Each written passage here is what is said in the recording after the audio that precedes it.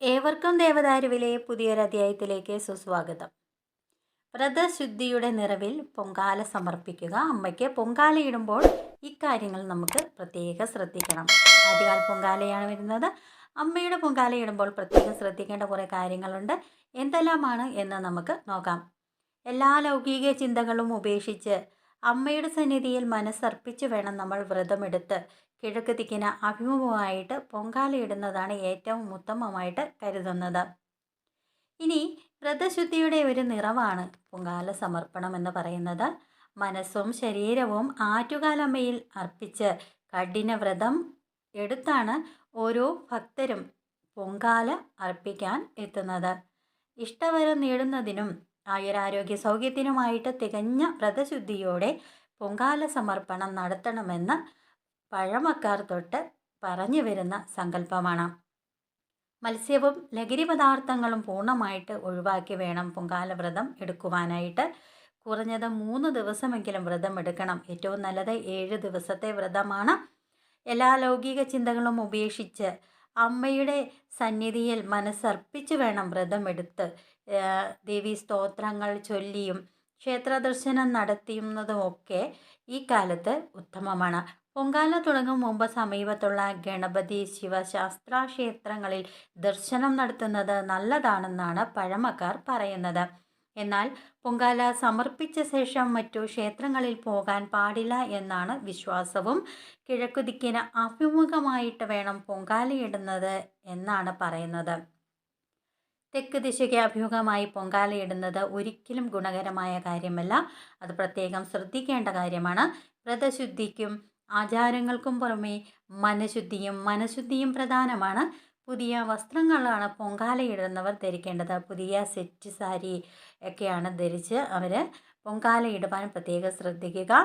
ഇതിന് സാധിക്കാത്തവർക്ക് അലക്കിയ വസ്ത്രങ്ങളും ഉപയോഗിക്കാം. സൂര്യനെ സാക്ഷിയാക്കി അമ്മയ്ക്ക് സമർപ്പിക്കുന്നതാണ് പൊങ്കാല. പുതിയ മൺകലം സൂര്യ തേജസ്സിനെയാണ് സൂചിപ്പിക്കുക. അതിനാൽ തന്നെ പുതിയ മൺകലം തന്നെ പൊങ്കാലയ്ക്ക് ഉപയോഗിക്കുവാൻ പ്രത്യേകം ശ്രദ്ധിക്കുക. ഉണക്കലരിയും നാളികേരവും ശർക്കരയും ചെറുപഴവും തേനും നെയ്യും പഞ്ചസാരയും കൽക്കണ്ടവും ഉണക്കമുതിരയും അണ്ടിപ്പരിപ്പുമൊക്കെയാണ് പൊങ്കാല പായസത്തിനായിട്ട് ഉപയോഗിക്കുന്നത്. ആദ്യം നിലവിളക്ക് തെളിയിച്ച് പടുക്ക വയ്ക്കണം. അടുപ്പ് തീർത്ഥം തളിച്ച് ശുദ്ധിയാക്കുക. വൃത്തിയുള്ള വിറക് വേണം പൊങ്കാലയ്ക്ക് വേണ്ടി നമ്മൾ തയ്യാറാക്കി ഉപയോഗിക്കേണ്ടത്. ദേവി പ്രസീത എന്ന് ജപിച്ചുകൊണ്ട് അരി ഇടുന്നതാണ് ഏറ്റവും ഉത്തമം. അമ്മ നമ്മളിൽ പ്രസീദിക്കാനായിട്ട് ഏറ്റവും നല്ലൊരു മാർഗം കൂടിയാണ് ഈ ഒരു മന്ത്രം ചൊല്ലി അരി അമ്മയ്ക്ക് സമർപ്പിക്കുന്നത്. സർവമംഗള മാംഗല്യേ ശിവേ സർവാർത്ഥ സാധികേ എന്ന് തുടങ്ങുന്ന മന്ത്രവും ജപിക്കാം. തേങ്ങയും ശർക്കരയും വീട്ടിൽ നിന്നും തയ്യാറാക്കി കൊണ്ടുപോകുന്നത് ഉത്തമമല്ല. പൊങ്കാല തിളച്ച് തൂവണമെന്നാണ് ശാസ്ത്രം. തിളച്ച് തൂവുന്നത് വരാനിരിക്കുന്ന അഭിവൃദ്ധിയുടെ സൂചനയായിട്ടാണ് കാണുന്നത്. ഏത് ദിശയ്ക്ക് അഭിമുഖമായിട്ടാണോ പൊങ്കാല ഇടുന്നത് ആ ദിശയിലേക്ക് പൊങ്കാല തൂകിയാൽ ഫലപ്രാപ്തി എന്നാണ് പഴമക്കാർ തൊട്ടുള്ള ഒരു വിശ്വാസം. പൊങ്കാല സമർപ്പണം ആരംഭിക്കുന്നതിന് മുന്നോടിയായിട്ട് തെളിയിക്കുന്ന നിലവിളക്ക് നിവേദ്യം കഴിഞ്ഞ് പൂവ് കൊണ്ട് വേണം കെടുത്തുവാനായിട്ട് അല്ലെങ്കിൽ അണയ്ക്കുവാനായിട്ട്. പൊങ്കാലയ്ക്കൊപ്പം വെള്ള നിവേദ്യം നിവേദിച്ചാൽ ആഗ്രഹ സാഫല്യം ലഭിക്കുമെന്നാണ് വിശ്വാസം. പൊങ്കാല ഇടുന്നവർ നിവേദ്യം മാത്രം കഴിച്ച് തൊട്ടടുത്ത ദിവസം വരെ വ്രതം തുടരണം. ഏതെങ്കിലും ക്ഷേത്രത്തിൽ പോയി തൊഴുത് വ്രതം മുറിക്കുന്നതാണ് ഏറ്റവും ഉത്തമം.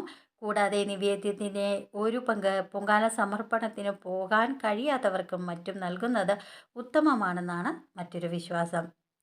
അമ്മയുടെ അനുഗ്രഹത്തിന് ഏറ്റവും ഒരു ഉത്തമമായ മാർഗമാണ് പൊങ്കാല സമർപ്പണം. അതുകൊണ്ട് തന്നെ പൊങ്കാലയിടുമ്പോൾ ഇക്കാര്യങ്ങൾ പ്രത്യേകം ശ്രദ്ധിച്ച് വേണം നമ്മൾ പൊങ്കാലയിടുവാനായിട്ട്. ഏവർക്കും ആറ്റുകാലമ്മയുടെ അനുഗ്രഹം ലഭിക്കുമാറാകട്ടെ എന്ന് പ്രാർത്ഥിച്ചു കൊള്ളുന്നു.